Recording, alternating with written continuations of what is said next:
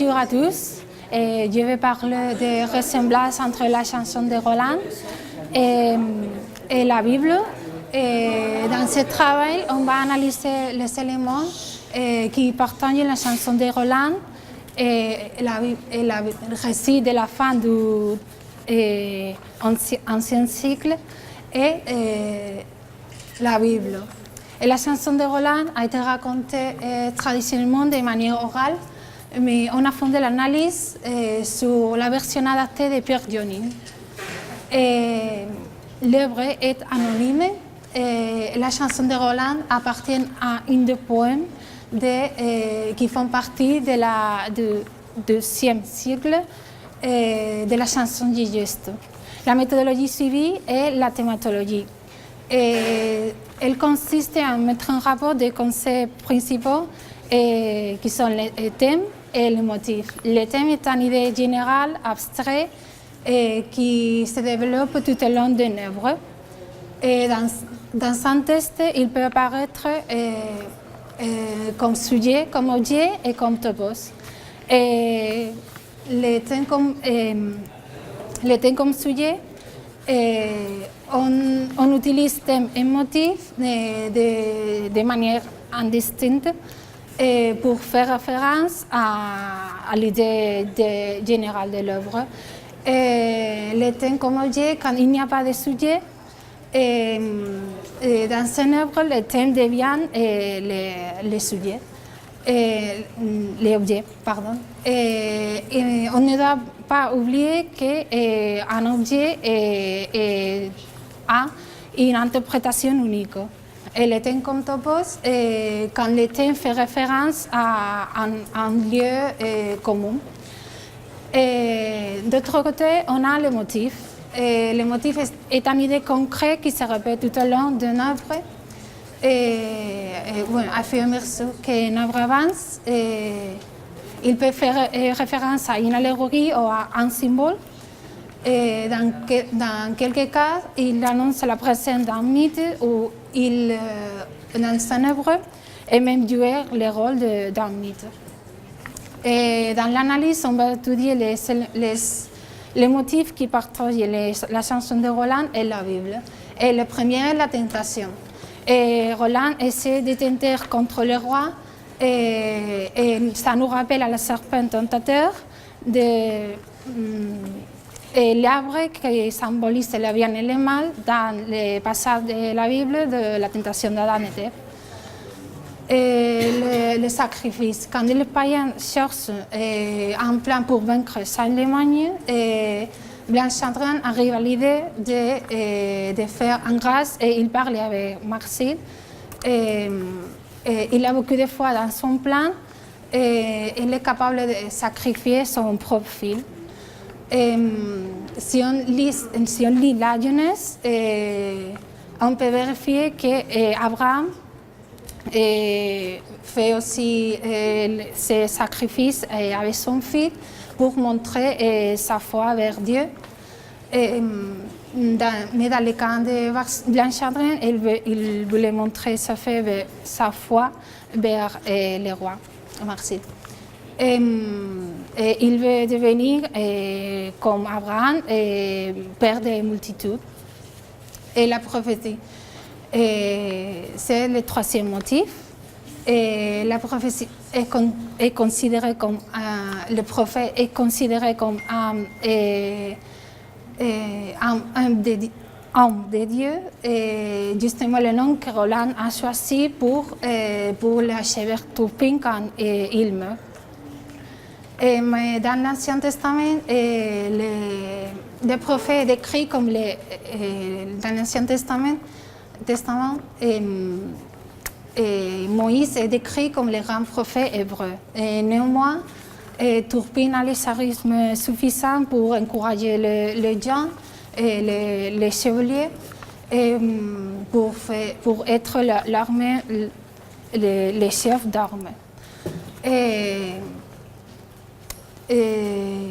Turpin fait référence à Moïse dans la montagne, laquelle se refuse conduit à remettre la volonté de Dieu.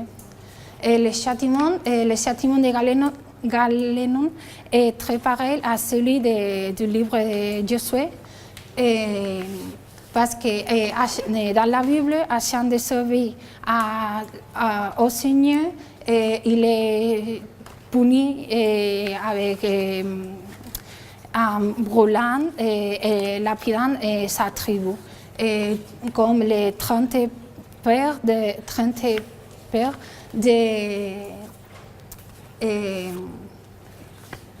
Galenon. Et un autre motif est le miracle.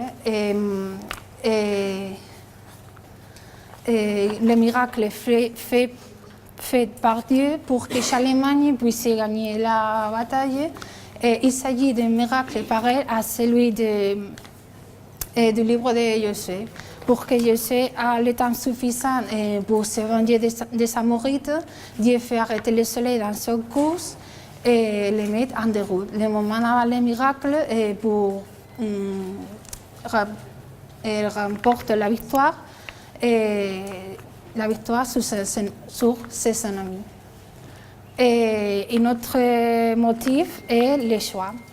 Et il est curieux que le fait que Roland choisit ses propres chevaliers et pas les rois, mais il choisit ses chevaliers de la même manière que Jésus choisissait les apôtres. En effet, les premiers nommés est lui-même, Roland, et comme la Bible, et dans la Bible, le premier nommé est Pierre. Parce qu'ils sont la fonction la plus importante dans les deux récits.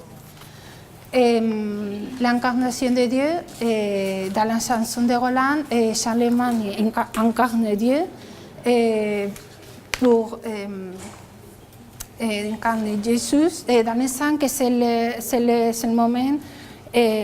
moment où Charlemagne s'enfuit de la même manière que Jésus dans le temple.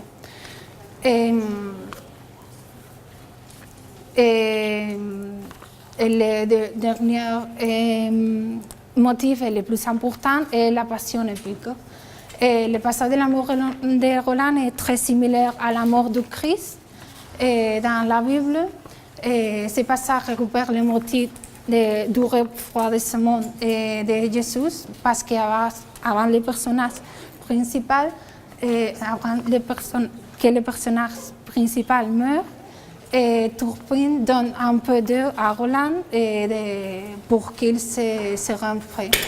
Et ça revient à l'évangile quand un Romain offre à Jésus ces mêmes éléments. Après cela, Roland meurt. Mais la situation change quand Jésus et Roland rendent ses âmes. Les deux passages abordent le temps de dernier souffle. Roland dans le midi et Roland meurt dans le midi et Jésus à 3 heures plus ou moins. En ce qui concerne la personne, en ce qui concerne Roland, personne comprend pourquoi Roland meurt, mais dans le cas de Christ, même pas. Et jusqu'à la fin, quand ils ressuscitent pour sauver le peuple. Et comme conclusion, on peut dire que la chanson de Roland est une réécriture de quelques passages bibliques, et surtout de la passion de Christ, parce que les personnages agissent plus ou moins de la même façon. Dans les différentes citations de la Bible, et parce que Roland voulait avoir la même répercussion que le Christ a dans la religion chrétienne. Et c'est tout.